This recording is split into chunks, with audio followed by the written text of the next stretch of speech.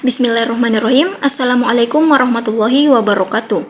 Perkenalkan, nama saya Fatmawati dengan NIM 90500122050. Baik, pada kesempatan kali ini saya akan memaparkan materi pada kelompok 2 yang berjudul sejarah singkat zakat, yaitu zakat pada masa Nabi terdahulu. Yang pertama, Nabi Isa alaihissalam.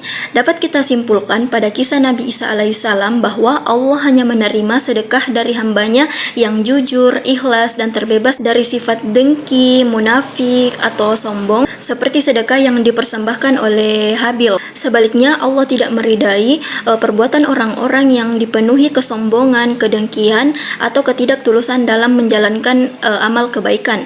Walaupun ini berkaitan dengan konsep kurban, namun inilah bentuk awal dari berbagi yang kemudian berkembang menjadi konsep zakat. Kemudian yang kedua, Nabi Ibrahim alaihissalam dan Nabi Ismail alaihissalam.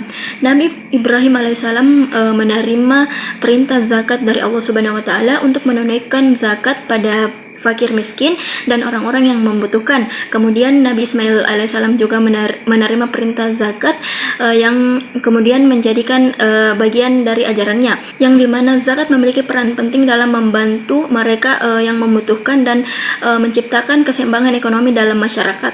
Ketiga, Nabi Sulaiman alaihissalam.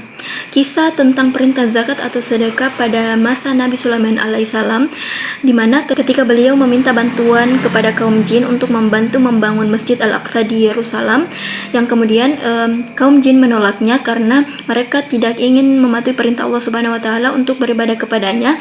Namun Nabi Sulaiman alaihissalam memberikan mereka pilihan antara membantu membangun Masjid Al-Aqsa dan tidak memasuki masjid selama-lamanya atau membayar zakat, yang pada akhirnya kaum jin memilih untuk membayar zakat dan membantu membangun Masjid Al-Aqsa. Keempat, Nabi Musa alaihissalam.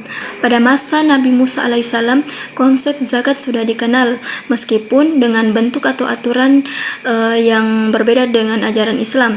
Dalam syariat yang dibawa Nabi Musa alaihissalam, umat Bani Israel diperintahkan untuk menyisihkan sebagian dari harta mereka untuk membantu kaum fakir, miskin, dan golongan yang membutuhkan. Selanjutnya, pada masa Rasulullah SAW dan Khulafaur Rasyidin.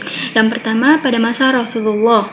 Pada masa Rasulullah dan para sahabatnya, pengelolaan zakat dilakukan secara langsung oleh panitia zakat yang disebut dengan amil zakat. Mereka mendapat wewenang penuh dari Rasul untuk mendata kaum muslimin yang wajib mengeluarkan zakat dan mendistribusikannya kepada yang berhak menerimanya. Adapun pengelolaan zakat pada era Nabi ada dua periode, yaitu periode Mekah dan periode Madinah. Periode di Mekah yaitu zakat hanya diberlakukan oleh perseorangan semata, sedangkan periode di Madinah, zakat yang ditetapkan merupakan zakat dengan nilai dan jumlah kewajiban yang khusus.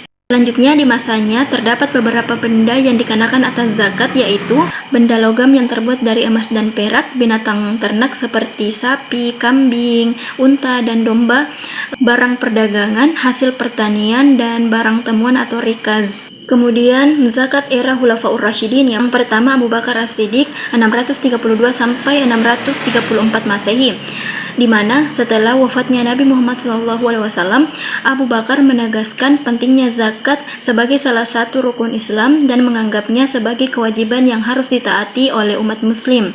Kemudian yang kedua, Umar bin Khattab 634 sampai 644 Masehi. Umar bin Khattab mengembangkan sistem pengelolaan zakat dengan lebih terstruktur. Ia mendirikan kantor khusus untuk mengelola dana zakat dan mengawasi distribusinya, yang dimana dia memperkenalkan konsep Baitul Mal. Yang ketiga, Utsman bin Affan 644 sampai 656 Masehi. Utsman mengekspansi wilayah Islam lebih lanjut sehingga pengumpulan zakat menjadi lebih penting untuk mendukung kebutuhan pemerintahan dan kesejahteraan umat. Yang keempat, Ali bin Abi Thalib 656 sampai 661 Masehi, yang dimana Ali melanjutkan praktik Baitul Mal dan menjaga integritas sistem pengelolaan zakat. Kemudian yang terakhir, zakat di era kontemporer. Zakat di era kontemporer merupakan suatu konsep zakat yang dikembangkan dalam konteks kekinian yang lahir dari pertimbangan terhadap perkembangan ekonomi, sosial, dan kesejahteraan umat Islam. Zakat kontemporer memiliki beberapa subkategori baru seperti zakat madu dan produksi hewani, zakat profesi, zakat perusahaan, zakat penghasilan, dan termasuk zakat investasi, saham dan obligasi. Mungkin itulah pemaparan materi kelompok 2. Mohon maaf apabila ada kesalahan. Assalamualaikum warahmatullahi wabarakatuh.